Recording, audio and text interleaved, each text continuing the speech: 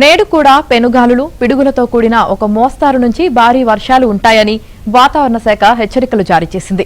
Delhi, NCR, Haryana, తూర్పు ఉత్తరప్రదేశ్ ప్రజలు అప్రమత్తంగా ఉండాలని హెచ్చరించింది.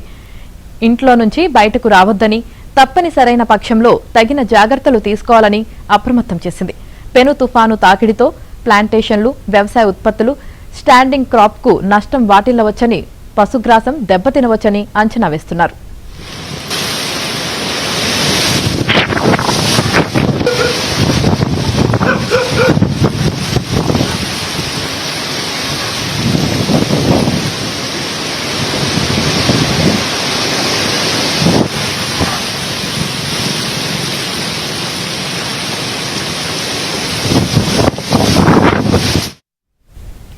ఢిల్లీ, ఎన్సీఆర్ ప్రాంతంలో పెనుగాలులు వేగం 40 నుంచి 60 కిలోమీటర్లుగా ఉంటుందని, ఇది 80 కిలోమీటర్ల వేగానికి పెరిగే అవకాశం ఉందని కూడా వాతావరణ శాఖ అంచనా వేసింది.